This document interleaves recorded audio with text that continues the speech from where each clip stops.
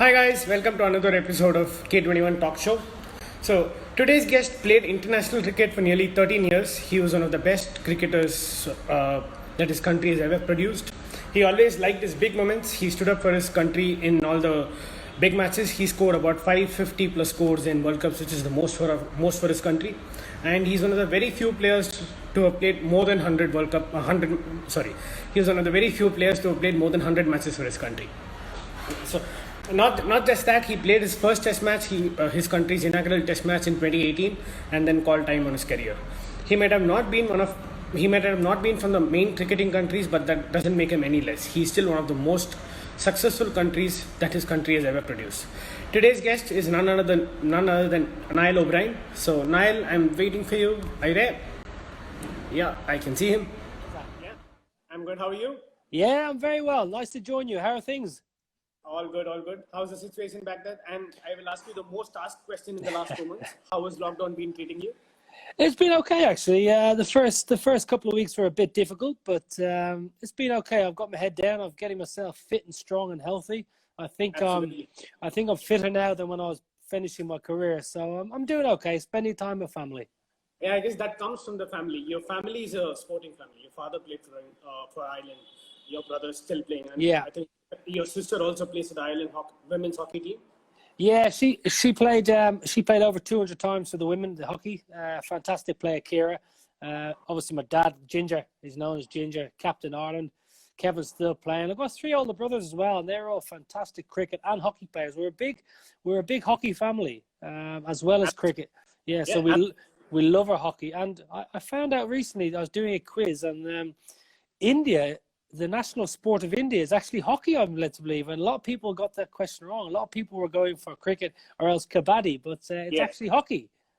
Actually, yeah. But like the team was quite successful in Olympics, but now the team is in a transitional phase. So they're sort of coming back. Yeah. Yes. Right now, let's get started. Beautiful. We'll just go back. So not many of you know that you have a special connection with Australia. So you played for Mossman Cricket Club. I did. The same club which has produced the great Alan Border and Brett Lee. So that was in Sydney Great Cricket Competition. First question, how did you end up from above that all the way down under? And then what role did it have in shaping your career? Okay, so I think first of all, when I was like 13 or 14 playing just club cricket back in Dublin, we had a few Australians playing in the club. And I enjoyed how they played their cricket. I enjoyed their mentality. They played tough, but I thought they played fair. They were very outgoing people. They were hard-nosed. I felt they were really, they loved the battle. And that was something that really I found within myself. I love the battle. I love the tough environment on the field. So I made the decision when I was about 14. I was going to get myself a little part-time job away from when I was at a school and start saving up money to go play in cricket. And I'd never been to Australia. I never really heard about Australia. The only thing I knew about Australia was watching Home and Away and Neighbours on the TV. So I'm not sure if you know that program, but it's always sunny on that program. It never rains, and there's lovely beaches. So I thought this could be a nice place. And I was very fortunate. I played 5 years in Sydney. I played for Mossman for 2. And then when I went across and joined one of their rivals, North Sydney. But it was at Mossman. It was lovely ground, North Sydney Oval. But it was at Mossman, obviously, Alan Border. That's where he grew up. Alan Border Oval is our home ground. But, I got to play with the likes of Brett Lee, who's a fantastic person, a really top man. And we share the same birthday. And he's a really top guy, great bowler, great person, great cricketer. His brother Shane Lee was there. He was a really good cricketer. We had a good left armer called Phil Alley, who played for New South Wales, and Trent Johnson, who was the Ireland. Yeah, he went on to Captain Ireland. He had just left North Sydney and joined Mossman, and that was the reason I went to Mossman, because Trent had played club cricket. Yeah, so Trent had played club cricket in Ireland for a few years, so he was my connection in Sydney.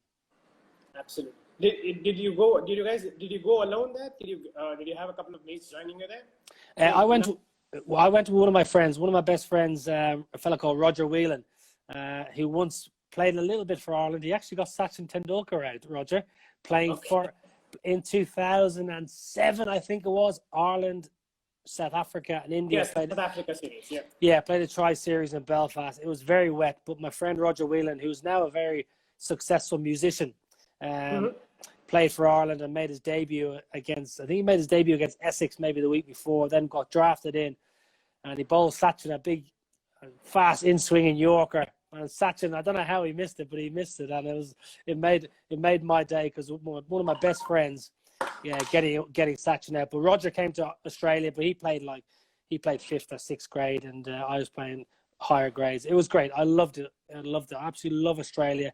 I think Sydney's my favourite part of the world. I love it there. I'd live. If you could say to me tomorrow, Niall, you can go live in Sydney, I'm there. Yeah. I mean, if you probably go now, you'll find a lot more companies. So obviously, I'm sure you follow Gaelic football. So Love my Gaelic.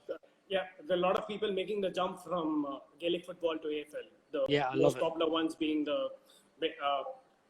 Conor McKenna, who plays for McKenna, Chan McBride, and a lot of other players. So. Well, Ty Keneally, when I was playing in Sydney, Ty Keneally was obviously playing for the Swans. So so we used to bump into each other from time to time. He had a great career over in Australia.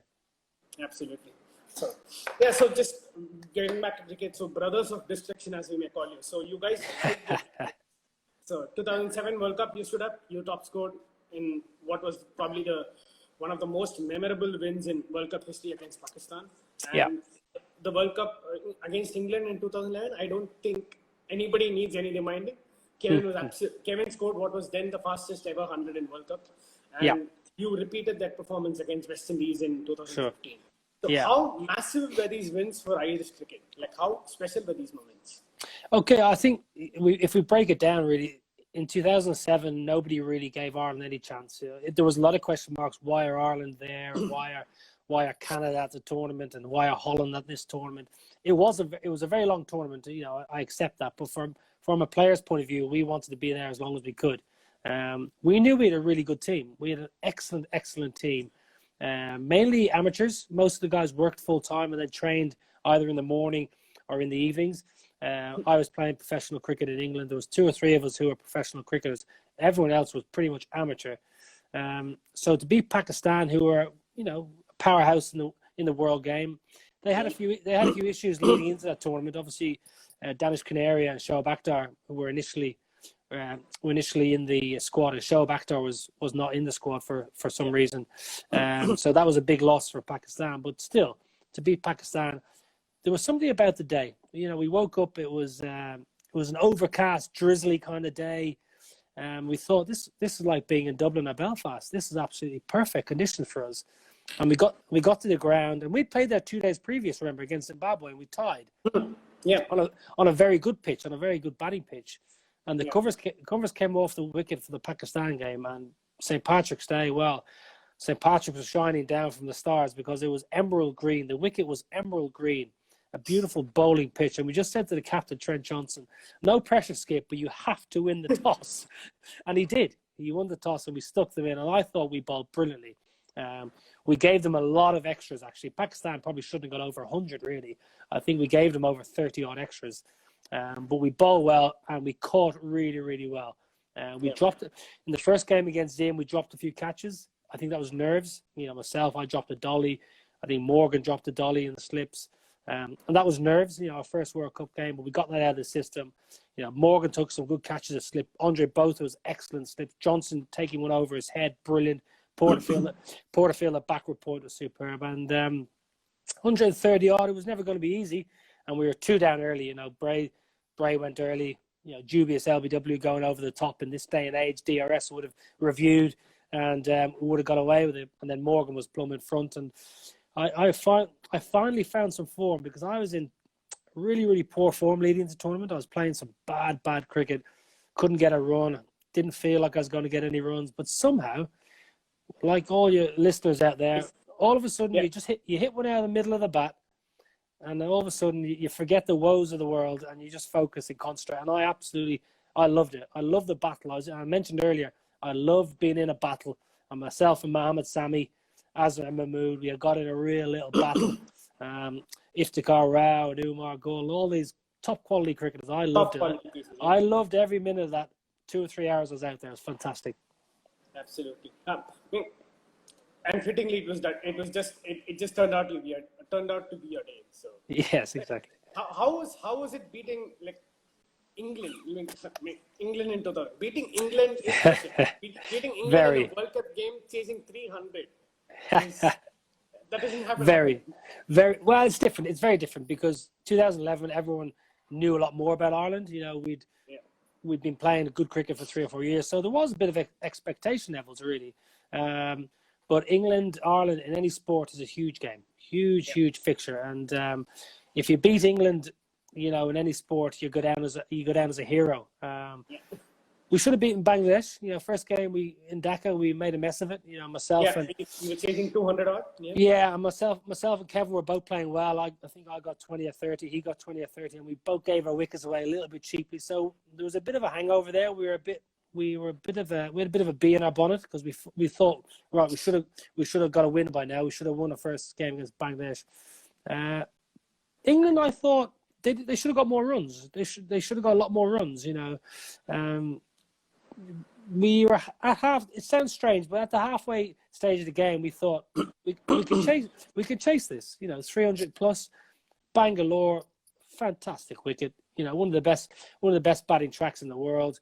Smallish boundaries, and the ball travels there. You know yourself. The ball travels a bit better than other parts of the world. Yeah. So one thing Phil Simmons said to us, he said at the mid-innings break, guys, we're going to go for this from ball one. We're not going to try and play safe. We're not going to try and, you know, you see games in the past where so-called minnows are playing against the big teams and they get 270 for 9 and they walk off and everyone's, oh, it was a good effort. We didn't want that. We thought we're better than that. So we would have rather been bowled out for 150 with 20 overs left trying to win it than playing safe and playing cautious and having a respectable loss, which would have been the case for many teams. You know, a respectable loss against England, many teams would have accepted that, but not us. So, you know, our attitude was to go out and attack. And I think, you know, a few of us gave our wickets away. You know, I had a bit of a slog across the line, bowled, and Joycey got stumped, and Sterling played well for the start. So we were 100, I think we were about 110 for 5, maybe 112 for 5. 111 for 5. 111. Okay, I wasn't far off. Memory's not that bad.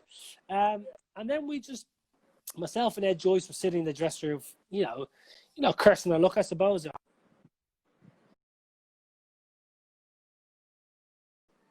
So we heard all the team saying, "Great shot, Kev," and a lot of cheering. And someone ran into the dressing room, the 12th man, and said, "No, he should come outside. Kevin's on 49."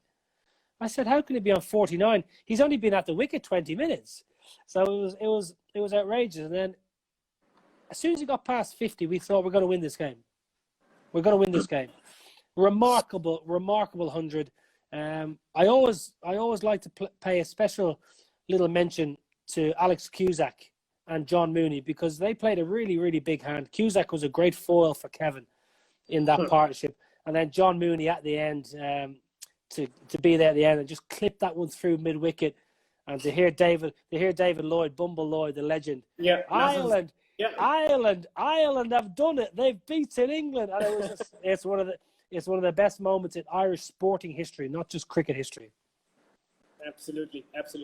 Yep, just staying on the topic of World Cups, like how you mentioned a while back. So you probably struggled in that chase against Bangladesh, which you should have probably won. Yeah. So a win there could have probably taken you to 6 points and then taken you to contention. Similarly, in 2015 World Cup as well. So you were just one win away. So maybe the last game against Pakistan when Porterfield got 100. Yeah. So a couple of extra more runs could have resulted in the win. So which means that not just making Super 8s in 2007, you guys could have actually made it to quarters in 2011 and 2015 as well. So yeah, I think 2011 definitely. 2011 that Bangladesh game we should have won. You know, we played well enough to win, and we got ourselves in a position to win. The Pakistan game at the Adelaide Oval, it's a bit of a bone of contention for mine because I think we should have chased. I think we should have bowled first and put Pakistan, because Pakistan were under real pressure in that tournament. They knew they lost. They were out of the tournament. They were out of the tournament, and we all know Pakistan don't necessarily play well when they're under pressure. So I think we should have bowled first. And Ireland historically are a much better chasing team. Go back through the big wins: Pakistan, West Indies, and Nelson, England. We chase well. We're not necessarily a good side when we got to bat first and assess conditions and put runs on the board. So, you know, it's one of those. I wasn't part of the management, but I think we should have bowled first there. And even if Pakistan played well and got 280, well, we go out of bat. We know we need to get 280. When we went to bat, we didn't know what a good score was. We didn't know if we needed 350, 400, or 260.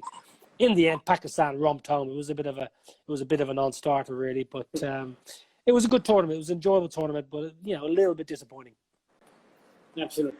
So yeah, again, talking about the World Cups again. So if probably ICC hadn't decided to cull the number of teams, you guys could have played in your fourth World Cup. Maybe you would have extended your own career by one more year to play in that World Cup. So I mean, the reason it's called a World Cup, it's called World Cup for a reason, right? So you're supposed to expand your wings and then include more teams.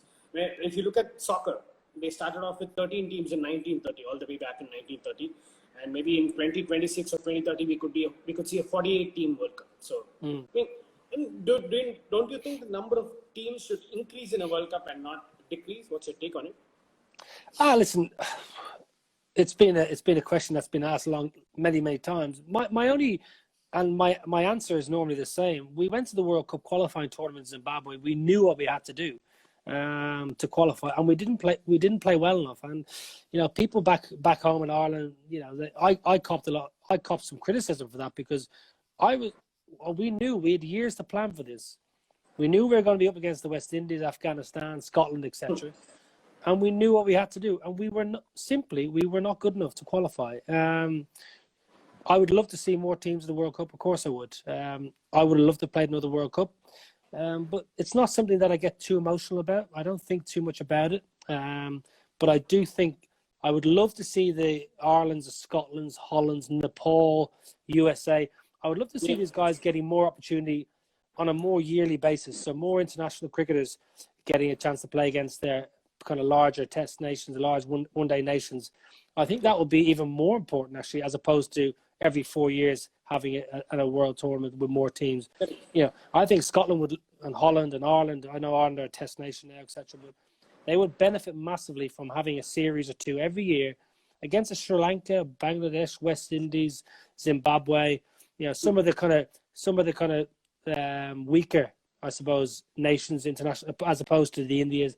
Very difficult to play India, Australia, England all the time. But the likes of Sri Lanka and Bangladesh, I think it would be good for the Irelands and Scotlands, etc., Hollands to play these sides more often and get some more competitive cricket. No, I don't mean I don't mean to say that ECB should do a favor or something. But don't you think that like the teams tour England? So whenever a team tours England, they do it for like a period of 1.5 months. The teams don't do a short tour of England. So shouldn't there be like some intervention and say like play a 2-match series in Ireland or a 3-match series in Ireland? Right? Brilliant. How much that would be a massive help to you guys. Like I'm not saying not a help, but massive experience for you guys as well, right? Brilliant idea, and it's something I've been kind of advocating for a number of years now. And the reason I'm saying that is it's beneficial to both parties. It's beneficial to the touring side, because they're going to get competitive either one-day cricket, T20, or Test match cricket, and it's going to be beneficial to Ireland. What's happening and I live in the UK, so what's happening in the UK now is India, Australia, whoever comes, they play a tour match against Worcestershire or Northamptonshire, and it's a mockery of a game because 15 players are playing on each team. It's not a competitive game. People are getting retired, 40 or 50 retired. Next man comes in. Pakistan came to Dublin. They had good training facilities. They were looked after brilliantly. You know, Ireland are very hospitable people anyway, and they're good hosts. Pakistan had a good test match. They won by 4 wickets. You know, it was a good game. It was a good game of cricket. Could have went either way. You know, we dropped a couple of catches. We dropped a couple of catches and slip on the last day. You never know. Pakistan go to, I think it was the first test match was at Lord's, and they beat England. On that, so you know, Pakistan had the best preparation as opposed to playing a couple of tour games in friendly conditions. So I think it's something definitely that, and I know for a fact a lot of the counties, they don't want to play these tour games anyway, because the county schedule, the county schedule is so busy now, it's so packed with the 100 is going to be on, there's 50 over, T20 blast, championship cricket. Plus the 40. So, even the county teams they're not under real compulsion to put out their best team. So They never put the best team. You know, if you're a senior player, especially bowlers, all the bowlers get rested. Normally as a batsman, you got to rest them. As a batter, you normally get. I remember facing Mitchell Johnson when he was bowling about 95 miles an hour.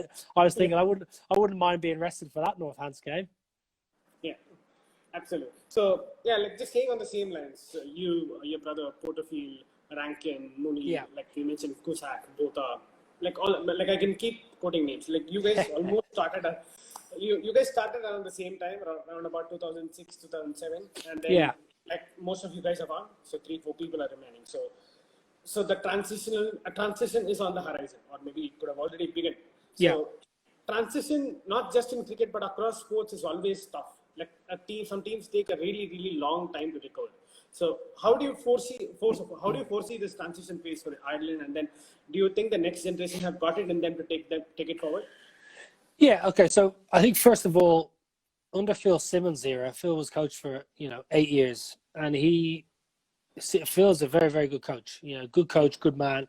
He was very fortunate. He had a very excellent group of players. Phil Simmons could pick 10 players and play them in every format of the game, and then maybe change one or two.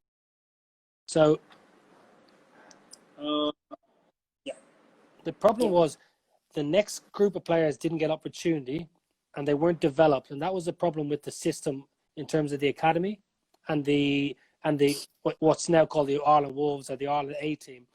They weren't getting quality cricket or quality coaching.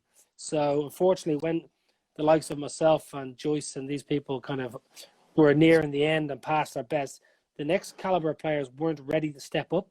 And that's not a criticism of Phil, because Phil is a national coach. His job is to win games in the senior team. But under that, there wasn't the implementation and structure in place to develop the players. That's been addressed. Now we're seeing some really good players coming through. I think of Josh Little, left-arm bowler, good pace, good aggression. We've got a young lad. We've got a couple of Tectors. Harry Tector's good cricketer. Jack Tector, but probably the best of them all is probably young Tim Tector, fantastic cricketer. So we've got talented lads coming through. Gareth Delaney, this lad bashes the ball like nobody else. His record, T20 international strike rate of over 150, bowls leg spin with economy under 8. So the talent is there. We've got a lad, David Delaney, Garrett's cousin, bowls 90 mile an hour. So I think now the future's bright for Irish cricket, and I was very happy.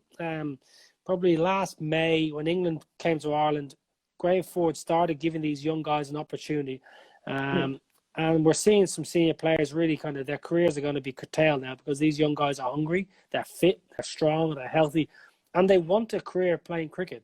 Whereas when we were growing up, we wanted to play for Ireland. It wasn't a career, it wasn't a job, it was just a passion. But these guys have a passion, and also they're going to earn a good income. So it's exciting times for the youngsters.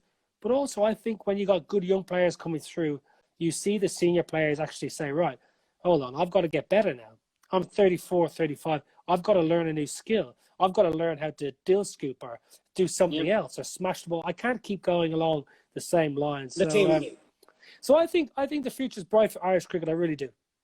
Absolutely. My next question was incidentally on Phil Simmons. Yeah, you guys are the real heroes, but like he was one of the coaches who stayed with you. Like as you said, he stayed with you guys for 8 years, right? From your, 2006, the World Cricket League days to a couple of World Cups. So. Yeah. How much? What was his role, and then how big was his influence? Huge influence, I must say, especially on tour. When we were on tour, he was excellent to work with. His knowledge and understanding of cricket was something I've never really experienced from a coach. I've had lots of good coaches. Adrian Burrell being a brilliant coach of mine, but Phil Simmons, he took our team to a new level. He really did. He worked the team very, very hard, and he kept himself to himself a lot of the time. He's a very chilled character, like a lot of West Indians. But if you annoyed Phil Simmons, and if you got on the wrong side of Phil Simmons, well, you didn't want to see that, because he was very passionate about cricket and so passionate about winning. Winning was all that he cared for. And what he did for the Irish cricket team and Irish cricket, he stood up for Irish cricket. Whereas a lot of people, I'll give you an example.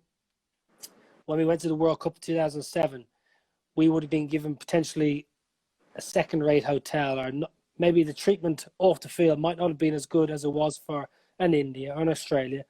Yeah. And we accepted that because we were Ireland. You know, we didn't know any better. So we accepted that was the norm. Phil Simmons said, no. We're at a World Cup. We're playing with and against these top teams. We're going to be treated the same way. So Phil Simmons did a lot for Irish cricket and how Irish cricket was respected. Yeah, absolutely.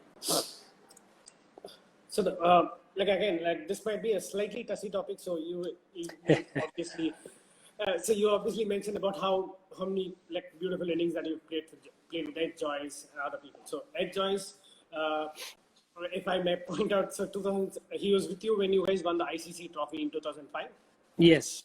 Got you into the World Cup in 2007. Yes. But by the time 2007 World Cup came, he was opening for England.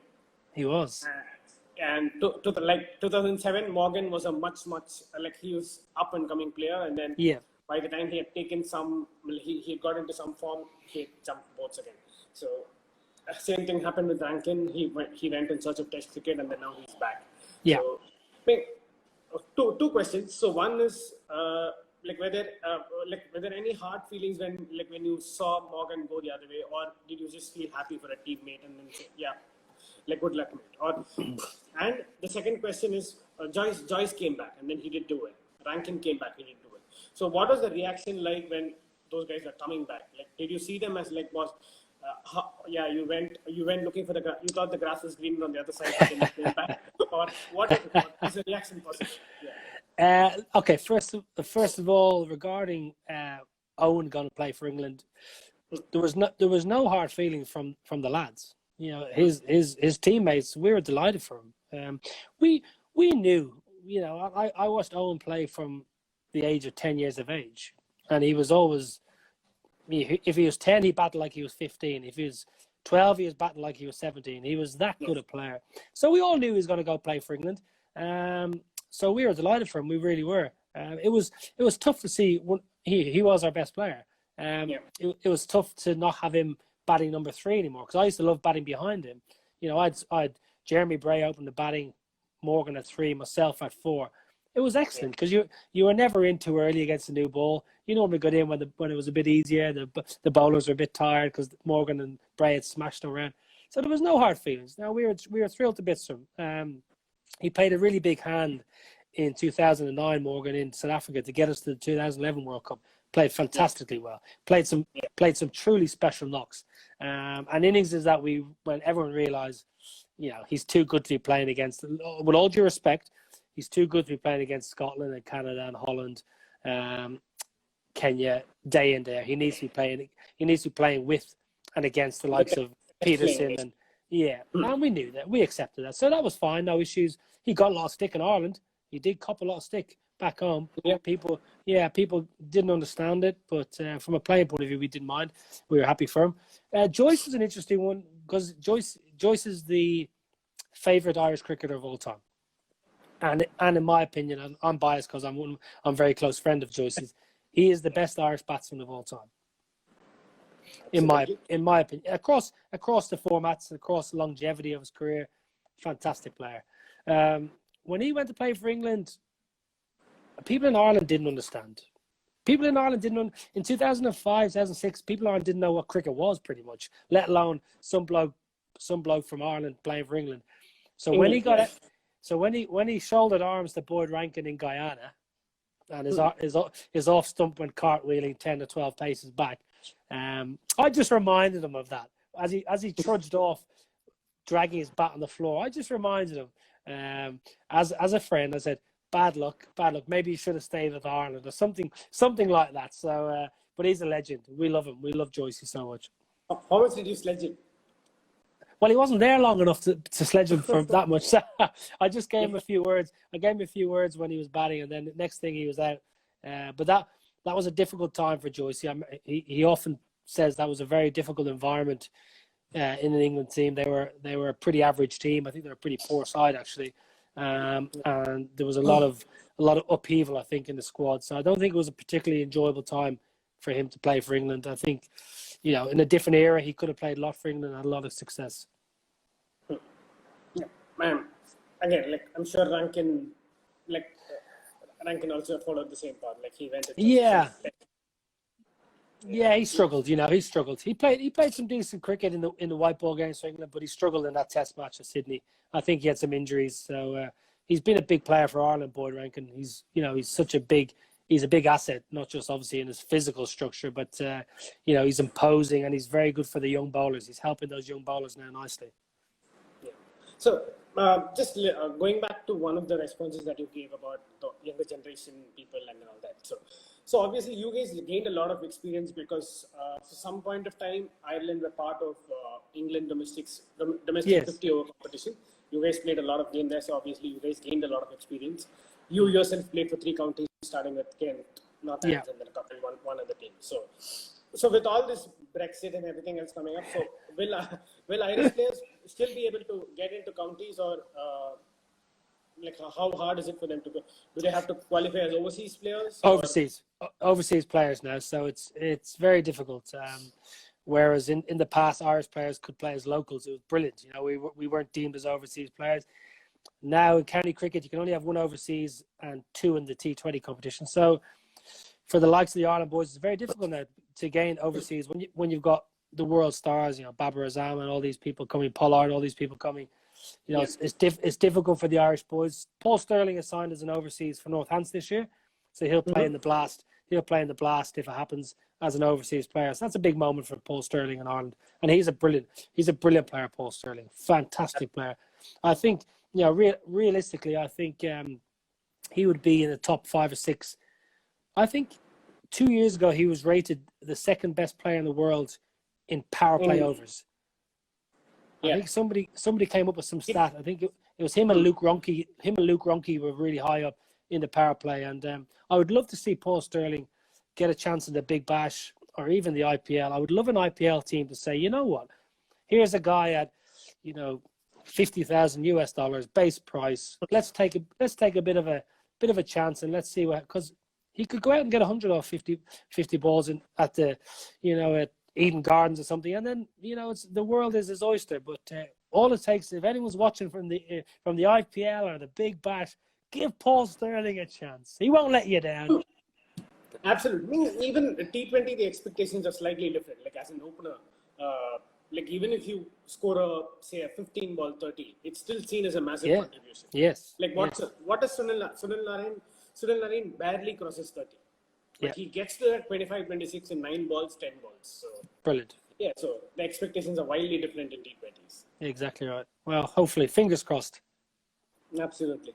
Niall, we enjoyed your commentary during World Cup, during the World Cup and the other ICC events. So, are you going to continue as a commentator? We hear that you did some bit of coaching at Mossman as well. So, are you going to go back to your coaching roots? Are you itching to be a coach again? Well, to be honest, I don't really know. At the moment, I'm enjoying my commentary.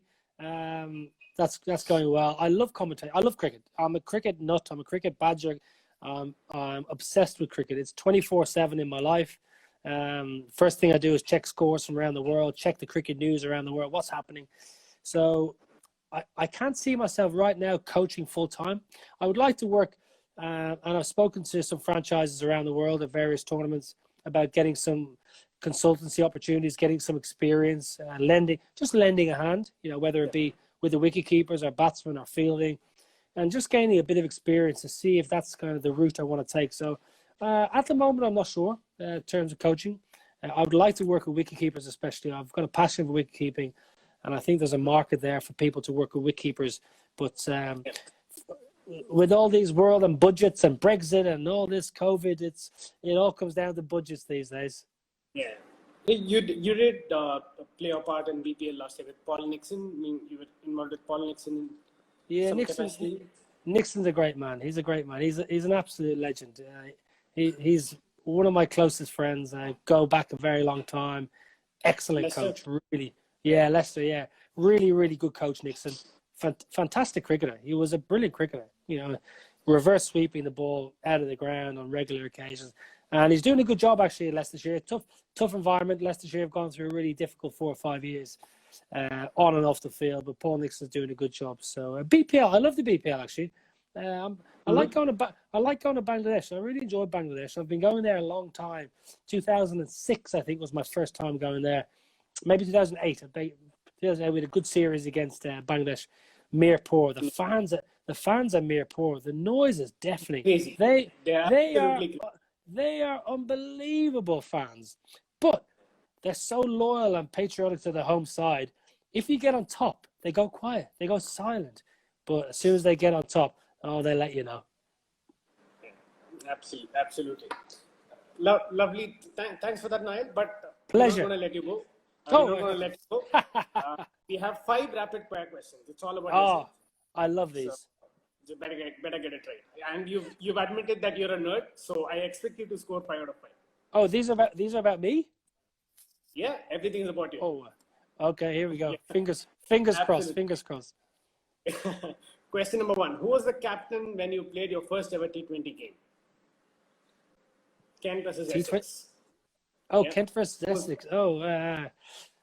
Was it? That is unbelievable. Fulton? You can't forget your first ever captain. Was it David Fulton? No. Oh man. Kent Essex 2004. Kent Essex 2004. July 5th, 2004. If you want me to be more precise. Oh my God, Kent. Who would have been? I don't know. Mark Elam. Andrew Simons. Simo. Roy was captain. Yeah. He'll hit me for that. He'll hurt me. What a player he was. What a player Absolutely. He was. Sensational player. One of the best players I've ever played with. Yeah. He scored he's what was then the fastest 100 score in T20 for Kent. So. Yeah, that's right. Great player. Sorry, Simo. Yeah. Question number 2. Where did you play your last ever T20 international? It was against Netherlands. Last ever that was in Dharmashala? Absolutely. You got that right. So next question. So this, I think you'll like this question. Who was your batting partner at the other end when you made your ODI debut? So I was batting number 4. It was against Scotland in 2006. I was batting number 4. You had an 80-run partnership. Yeah, with Morgan. Yeah, you got that right. 2 out of 3. Not bad. He was batting so slow. I was like, come on, mate, get on with it. And then I got out, and then he just started smashing the ball over. He got run out for 99, I think. Carl McCallum ran him out. I have to check that. Not too sure. 90, and then he smacked an advertising hoarding, and he got a fine from the ICC, I think. I would have been super happy if you had got 3 out of 3, but you've got 2 out of 3, so you can still get the other 2 right. So only 2 bowlers have got you out 4 times in ODIs. Ooh. Only 2 bowlers have got you out 4 times in ODIs. Name the 2. Both are spinners. Is it 4 times? Is it Shakib? 1. Who's the second one? And Rashid Khan. It must be Rashid. It must be. I don't know if it's a leggy or a googly. Can't pick him. Absolutely. You got that right. Okay. I'll make it. So now that you've admitted that you're a number nerd, so I'll make it a little difficult. So for your highest ever first class score, which you have to tell me how much was it? Your highest ever first class. 182. Okay, you got that right. Against Glamorgan. Glamorgan. Cardiff. Okay, here comes the question. If you thought these were the questions, no. Yeah. So how many minutes did you bat for that 182? Oh wow. I can tell you it was slightly over 400 balls. I think it was very slow. Yeah, 460 odd balls to be precise. Oh wow, that's exceptional. Let me. I must have batted for 7 hours, 422 minutes. That you can't it can't be like number of balls cannot be more than minutes. Canada? Okay. No. That's not 400, 403 minutes. Okay. So you batted for 549 minutes. Wow. Yeah. I was blocking so much. Block. I mean, disappointed, Niall. I was expecting you to get 5 out of 5. I know. I'll go and hang my head in shame in the back garden. Yes, absolutely. Thanks for your time, Niall. It was Pleasure. absolutely lovely catching up with you. You're a star. Thank you so much, man. And thanks to all your viewers out there. Lovely to connect. And we wish you all well. Stay safe. Thanks. Bye. Bye-bye.